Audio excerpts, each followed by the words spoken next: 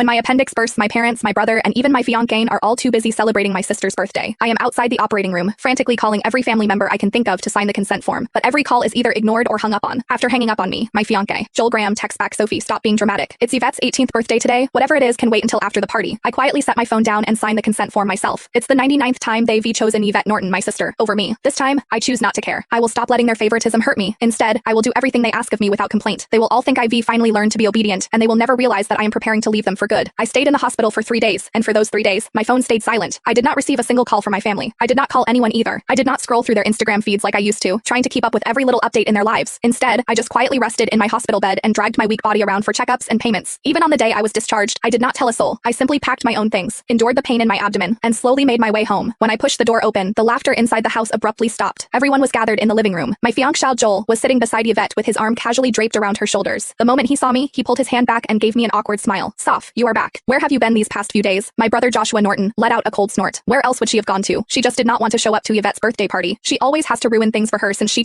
not stand seeing Vivi happy. I did not say a word. I just headed straight for my room. Joshua seemed surprised that I did not argue with him. Normally, whenever he accused me of being selfish, I would break down in tears and desperately defend myself. But this time, I kept quiet. My mom rushed over to me with a glass of juice. "Sophia, we were so busy with Vivi's birthday the other day that we missed your calls. Do not be mad at us." "Okay." She placed a glass of mango juice in my hand. Although my heart had long since stopped expecting anything, it still ached faintly. I was allergic to mangoes, but Yvette loved them. There was always mango, flavored food and drinks in the house because of that. But no matter how many times I reminded them, no one ever remembered that I could not have mangoes. I handed the glass back to Mom and quietly stepped back. "I am not mad. I will just go to my room." Just as I turned around, a loud noise came from the living room. Dad abruptly stood up and slammed his hand on the table. He screamed, "Why have you been walking around with that sour face ever since you came in? Your mother already apologized and even gave you your favorite drink. What's with that attitude? It looks like we've spoiled you too much." My heart twisted, and even breathing hurt. Tears blurred my vision, but I still lifted the glass from Mom's hand and drank it all in one go. I then gently set the empty glass down and wiped away my tears. I calmly looked at Dad. "Yvette's the one who likes mangoes. I am allergic to them, but it does not matter. I already drank it all. Can I go to my room now?" "Sophia, why did not you say something earlier if you were allergic to it? Who told you to drink it? You are so stubborn." Mom panicked and quickly patted my back. Dad looked embarrassed, but he still harshly replied, "You could just explained yourself. You always had that unlikable attitude. You are nothing like Vivi. She knows how to communicate." Yvette's voice drifted over from the couch. "Dad, do not say that about Sophia. You will make her sad." She sounded gentle, but the smugness in her eyes was impossible to hide. Yvette had always used my dullness to highlight her perfection. No matter what it was, she loved comparing herself to me. She would only be satisfied when she got to trample me. I should have felt hurt, but my heart only felt numb. Even when faced with such humiliation, I felt no emotions anymore. "I am sorry," I said. "It will not happen again." The moment the words left my mouth, everyone in the room stared at me in shock. My obedience caught everyone off guard. After a brief silence, Dad finally said, "That's more like it. We are family. Therese, nothing we